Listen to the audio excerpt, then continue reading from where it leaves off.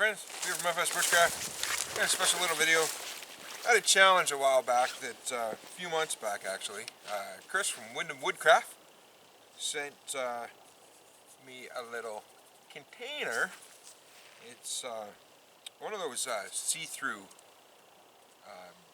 containers that you can put like nuts or bolts or whatever like that in and the end comes off.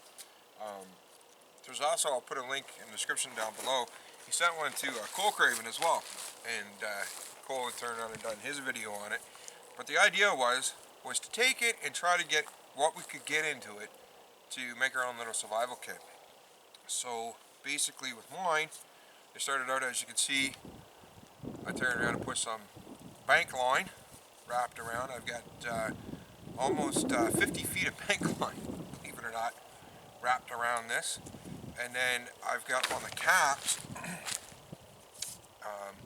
I had to take the bottom cap I took off in order to be able to get it to squish in. So Chris, yeah, sorry, I don't know if I was allowed to, but I did it anyway to make it a little bigger, just because of some of the stuff that I have in there. And I'll show you. I've got everything in this that, once again, I think with a lot of these survival kits is that, you know, it depends definitely on your skill and what kind of skill set you would have. What should be in there. That's why a lot of the ones, like we say, you know, if you go and you just buy them in the store or whatever, they don't necessarily have everything in it that you would need. Now, with this one little container, I mean, I could throw it in my jacket pocket or whatever if I was out, you know, hunting or doing whatever, and it has everything in it that I would turn around and say that I would need for 72 hours to fully survive. I even have shelter in here, as well as a way and a means to boil water, to purify my water. I even turn around and have food that would get me going. So what I'll do is start. I'll go to take the top. So now I got some Gorilla Tape around here too, just to close it off to make it waterproof and things like that. But I mean, once again, as we all know, with Gorilla Tape and duct tape, definitely use it for other uses. Bandage, you know, holes in your gear.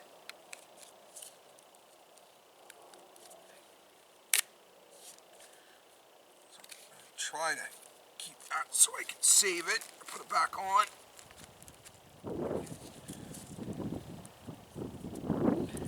And just got another little tiny piece on the inside to hold the cap on.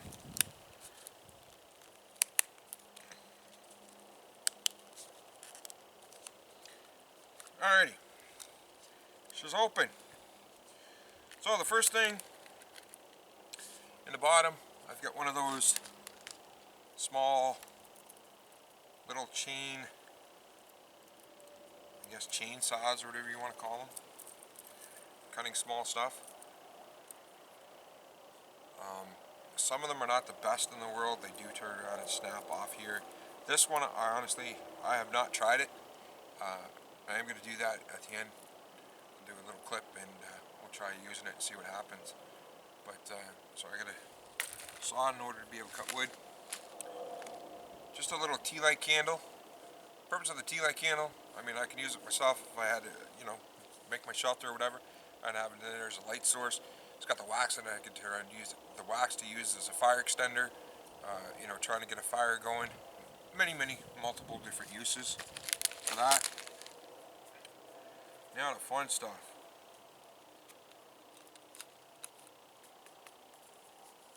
Every survival kit should turn around and have your whistle.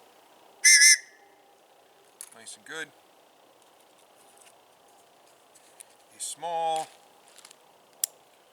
knife.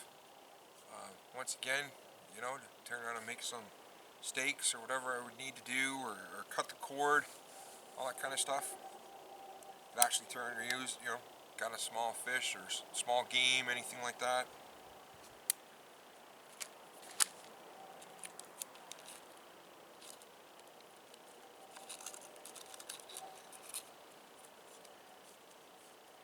Inside here, I won't pull it all out, but it's all wrapped up nice and tight, is just a couple of striker matches with a striker in there, just wrapped up nice and compact in some tin foil.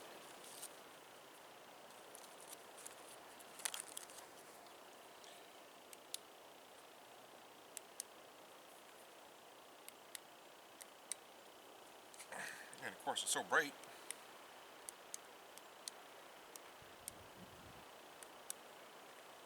Barely turn out to see. I don't know if that's picking it up or not in the sun, but a small little flashlight.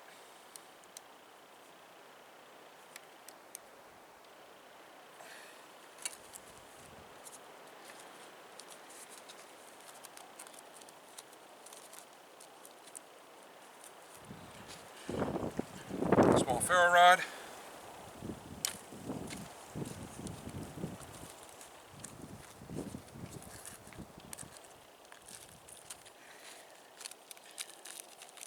Some jute twine and a button compass.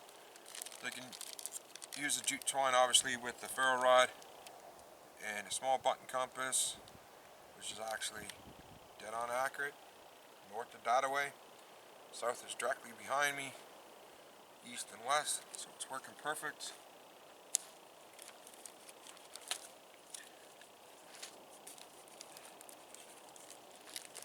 Now, this is just a small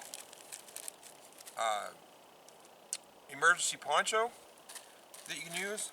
The purpose of that, I like it's so small and compact, is that light material, but the point is that taking it out, I mean, you know, if it was raining or whatever, I can definitely turn it and, you know, do like the little twig or whatever, and the string, use like a button, and I can actually turn that poncho into a tarp, and you know, it will fold out to it's 5x8, so it makes a nice little, you know, get you out of the rain kind of thing. Like I say, it's not something that's going to last permanently.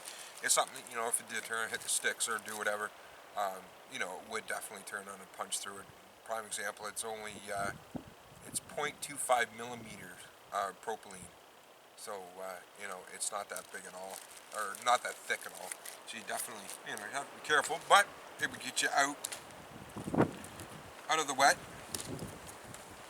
There's, in this stack of tinfoil here that I have rolled up, I've actually got there's 4 sheets that are actually, I'm not going to unfold it all, but they're all 4 foot by 2 foot. So I mean, you can you know, fold them up, jerry rig custom to make a small container. You can actually turn on, put by the coals of your fire once you get your fire going, and you know, you got a way to turn on boil your water. This is just another big sheet that I have, which is probably about 5 feet in length.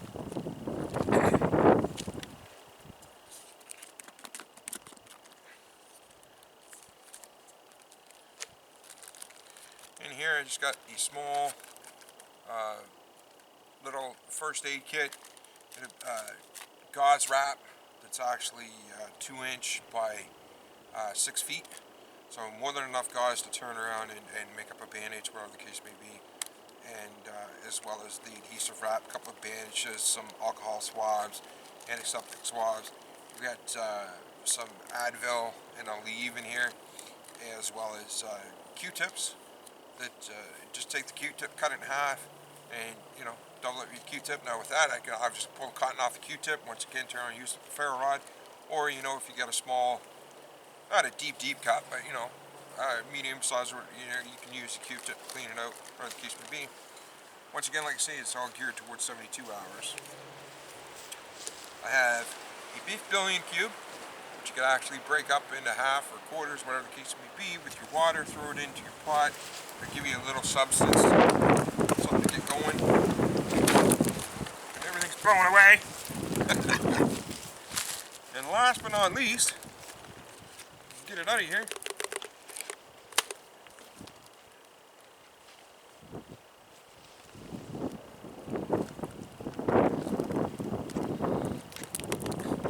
It don't want to come out right now. But inside, there's actually, I have a small Ziploc bag, and we actually have 4 tea bags that are in there as well. So once again, same thing with the tin foil. You know, you get your water, boil it up. You know, give you something, you know, flavor, whatever the case. Give you a little bit of caffeine, kind of thing. So 4 tea bags in there. You can turn on and make your stuff. Then the whole container, obviously, same idea again too, collecting water. You can use it to collect your water. You get your tin full and stuff, your little pot, like I was talking about. You can actually pour it in, carry your water, and yeah, that's about it. So once again, real quick, just my little version of a 72-hour survival kit.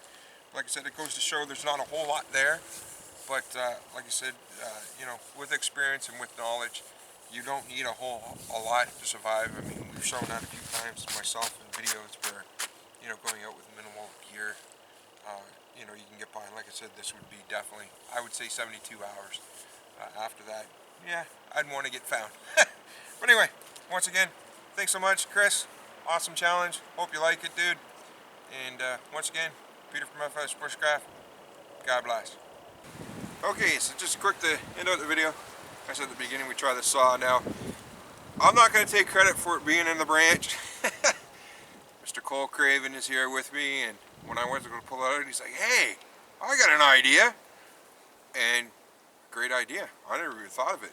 But normally what I would do is put a small stick, like in the end here, and that ring and in that ring, you can hold your hand, wrap it around the stick and go through. But he came up with the idea of turning it into a small bowl saw. Now, with it, obviously you don't want to go really hard because they will snap, but you're going to try cutting this, and then we'll cut the sticker. That's about as big as I would go with this, not much bigger than that, otherwise it will snap. So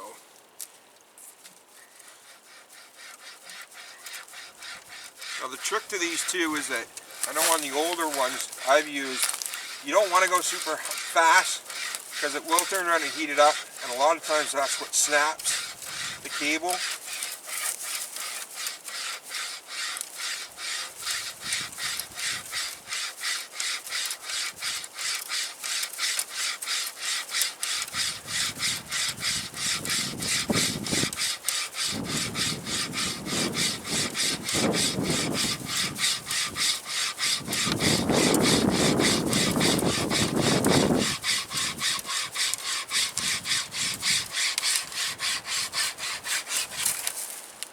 So as you can see, that was a nice clean cut. Now I know, yes, you could probably break that off by hand, but I just get it going. There's something bigger like this. Let's try this one. It wants to bounce. Let's try holding it on this end.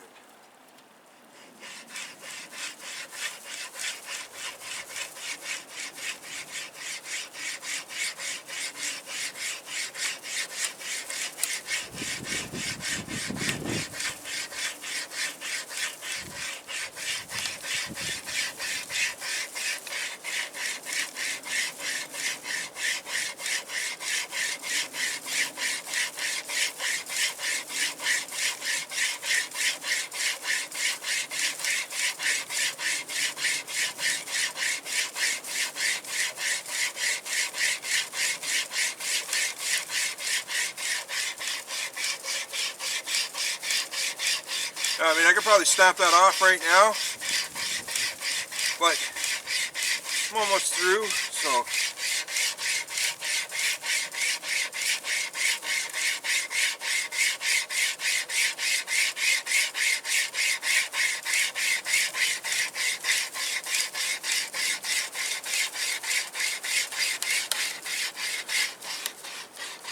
There we are, nice and clean. So like I say, they definitely do work. It's just you can't rush with them.